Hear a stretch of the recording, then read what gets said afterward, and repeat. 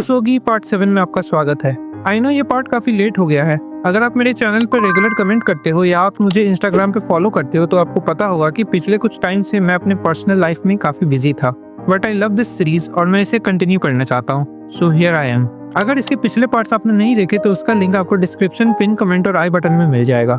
इस आर्क में हम कवर करने वाले हैं लेब्रिंथ आर्क। ये मेरा one of the favourite arc है उसोगी का और मेरे फर्स्ट रीड में इस मांगा से कम्प्लीटली हुक्ड किया था।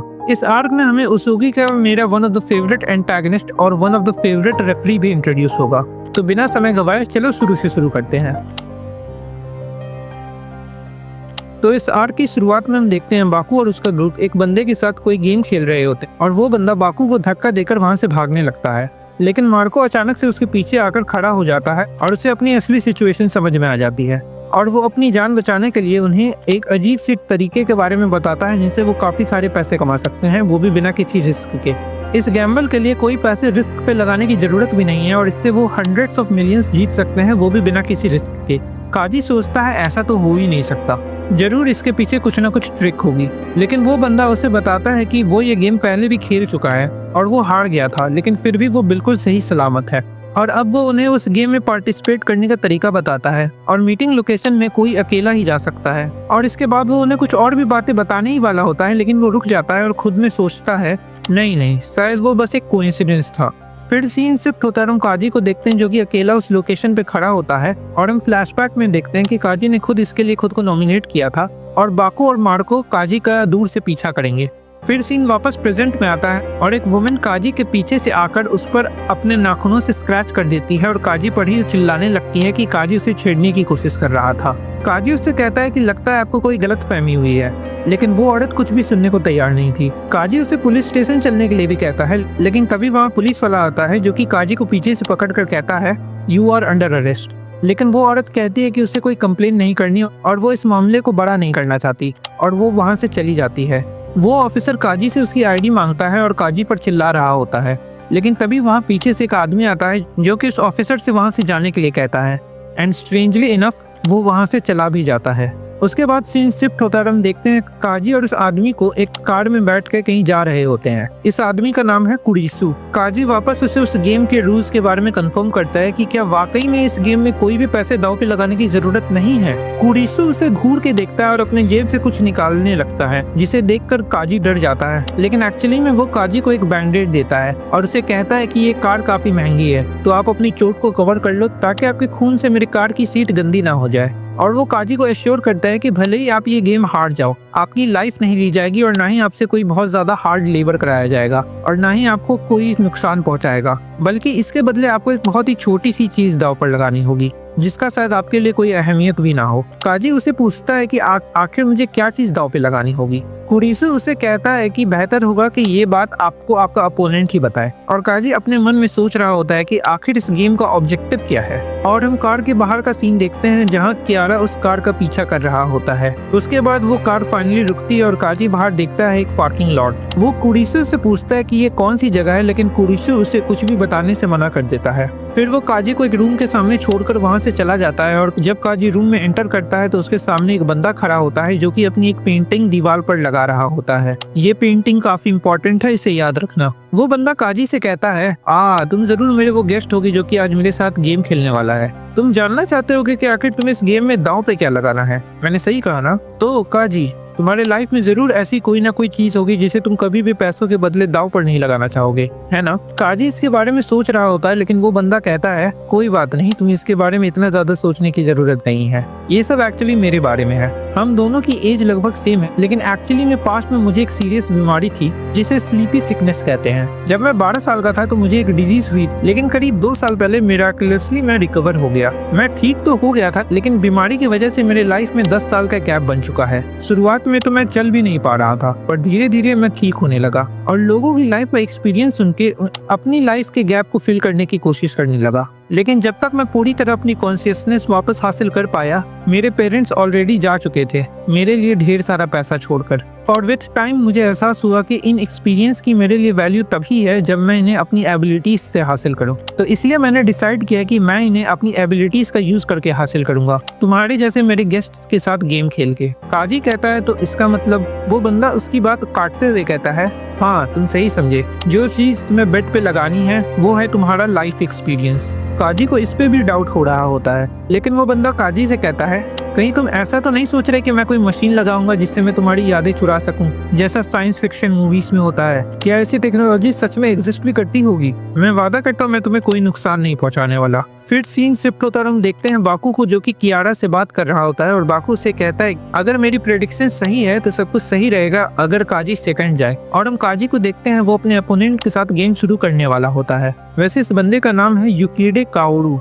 काजी उससे पूछता है कि उसके पीछे ये इतने सारे डेट्स क्यों लिखे हुए हैं। काओरू उससे बताता कि वो डेट्स है जो कि मेरी मेमोरी से मिसिंग है और काजी को इन्हीं डेट्स की कोई मेमोरी बेड पे लगानी होगी। वो काजी से कहता है कि ऑफ कोर्स किसी भी डेट से रिलेटेड तुमसे सारी चीजें याद रखने की उम्मीद नहीं कर सकता और ना ही मैं तुम्हें फोर्स कर सकता हूँ कि तुम जो मेमोरी शेयर कर रहे हो वो सच भी है या नहीं। ये सब मैं तुम्हारे मन पर छोड़ता हूँ। तो तुम क्या कहते हो? अगर यहाँ मौजूद डेट्स में तुम्हारी कोई मेमोरी नहीं है तो मैं तुम्हारे लिए नई डेट्स की लिस्ट भी ला सकता हूँ। काजी उससे कहता है कि इसमें से एक डेट है, लेकिन पता नहीं ऐसी मेमोरी तुम्हें चाहिए होगी भी या नहीं। फिर काओरू उसे मेमोरी के बारे में बताने के लिए कहता है। काजी उसे उस दिन के बारे में बताता है जिस दिन उसका बर्थडे था और उसकी मॉम वहाँ अचानक से आ जाती है जबकि वो वहाँ रहती भी नहीं थी। और वो काजी से कहती है कि चलो सी साइड घूमने चलते हैं और वहाँ पर उसकी मॉम अचानक से पानी में गिर जाती है। यहाँ काजी समझा नहीं कि उसकी मॉम उस दिन उसके साथ क्या करना चाहती थी। अगर तुमने ये पार्ट देखा है तो तुम शायद समझ गए होगे और ये चीज काओरू भी समझ गया। काजी उससे कहता है शायद ऐसी मेमोरी की तुम्हें कोई जरूरत नहीं,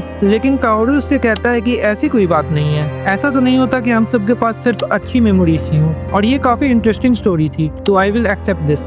काजी फिर एक और चीज नोटिस करता है कि हर डेट्स के साथ एक अलग प्राइस लिखी हुई है और ये बात वो काओरू से पूछता है। काओरू उसे बताता है कि ये ऑब्वियस सी बात है कि कुछ डेट्स ज्यादा इंपॉर्टेंट होंगी और उसी हिसाब से उनकी प्राइसेस भी अलग अलग है। काजी अभी भी डाउटफुल होता है क्योंकि वो उसके अपोनेंट की रियल इंटेंशन समझ नहीं पा रहा होता। और फिर काओरू उसे गेम के बारे में बताता है जिसका नाम है लेब्रिंथ। इसमें वो दोनों एक पेपर के ऊपर स्टार्ट और एंड पॉइंट डिसाइड करेंगे और उसके आसपास वॉल्स बनाएंगे और सामने वाले को अपने अपोनेंट के लेब्रिंथ को सॉल्व करना होगा और लेब्रिंथ का एटलीस्ट वन सॉल्यूशन होना ही चाहिए। दोनों एक दूसरे को अपने मेज का बस स्टार्टिंग और एंडिंग पॉइंट बताएंगे और सामने वाले पर्सन को वो मेज सॉल्व करना होगा। एक पर्सन की बारी तब तक आती रहेगी जब तक वो एक वॉल को इनकाउंटर ना करे और जो भी पहले अपने अपोनेंट के मेज से बाहर निकल गया वो ये गेम जीत जाएगा। ये सब रूल्स बताने के बाद काओरू काजी के सामने 100 मिलियन येन निकाल के रख देता है। काजी लेकिन मन में अभी भी सोच रहा होता है कि वो ये पैसे जीतकर यहाँ से जिंदा कैसे निकलेगा अगर काओरू ने कोई फोर्स यूज किया तो। काजी फिर काओरू से काकेडू के बारे में बताता है और काओरू ये सुनकर हैरान हो जाता है और कहता है वो भी काकेडू का एक मेंबर है।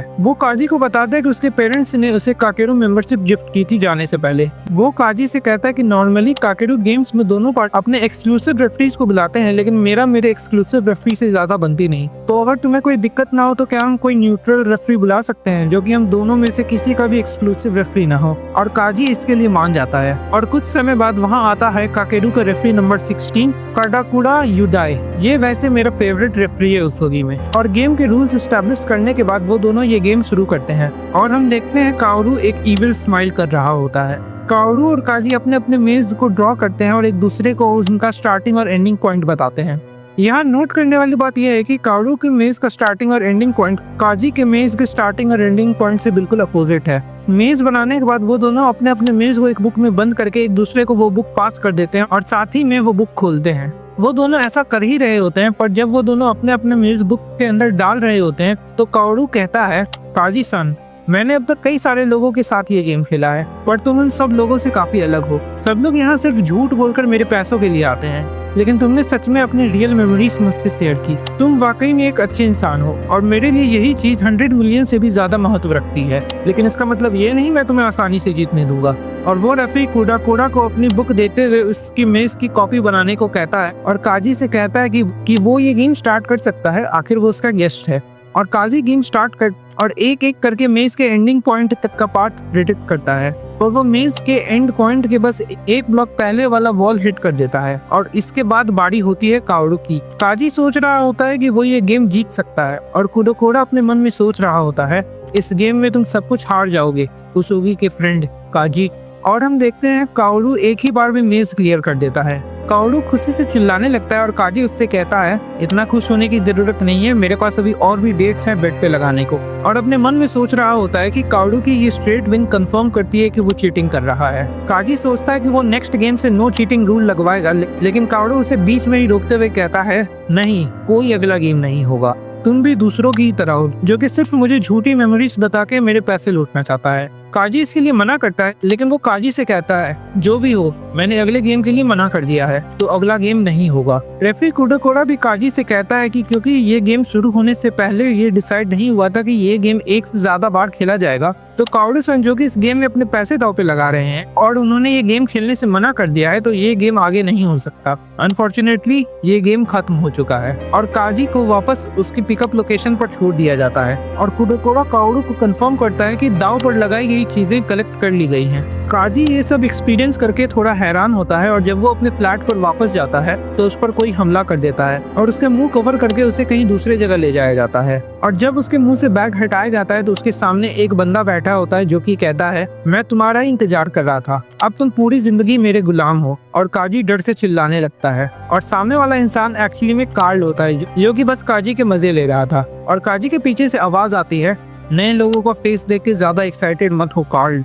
और काजी जब पीछे मुड़कर देखता है तो वहाँ कियारा होता है। कियारा को एक्चुअली में बाकू ने कहा था काजी को वहाँ लाने के लिए। कियारा काजी से कहता है कि वैसे तो मैं तुम्हारे जैसे बेवकूफ को कभी भी नहीं बचाता, लेकिन लगता है बाकू तुम्हारी इज्जत करता है। काजी मन में सोच रहा होता है मुझे बचाना, लेकिन किससे? उसके बाद काजी वहाँ मौजूद टीवी पर न्यूज देखता है जहाँ वही बंदा जिसने काजी और बाकू को उस गेम के बारे में बताया था, उस पे इल्जाम लगा होता है 3 साल पुराने किसी खौफनाक इंसिडेंट का। न्यूज वाला बता रहा होता है कि इस केस में काफी कम क्लूज मिले, लेकिन अभी हाल ही में इससे रिलेटेड काफी सारे सबूत मिले हैं। और जिस बिल्डिंग की तस्वीर न्यूज पर दिखाई जा रही थी जहाँ पर ये घटना हुई थी, ये उसी बिल्डिंग की तस्वीर है जो कि काओरू ने बनाया था जब वो काजी से पहली बार मिला था। और तभी काजी को सब कुछ रियलाइज हो जाता है कि आखिर वो उस गेम में हारा क्या है, और ये सब सोचकर उसके पसीने छूटने लगते हैं। और जो चीज वो हारा है वो है उसका उस दिन का एलिबी, जिस दिन एक फैमिली पर एक बहुत ही खतरनाक अटैक हुआ था।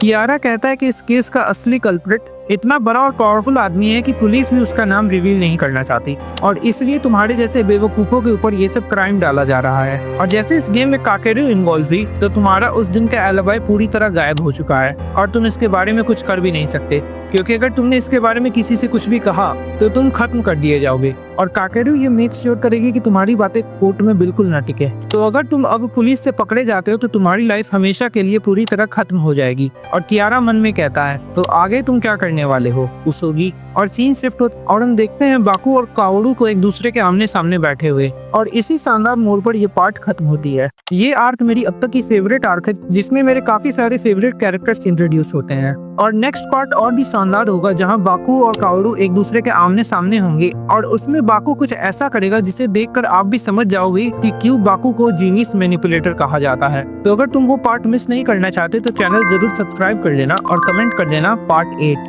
वीडियो पसंद आई तो इसे लाइक शेयर सब्सक्राइब कर दो, और अगर हाइप का ऑप्शन आ रहा हो तो वो भी कर देना ताकि मैं ये चैनल आगे भी कंटिन्यू कर पाऊँ। मैं मिलूंगा अगली बार। जय हिंद।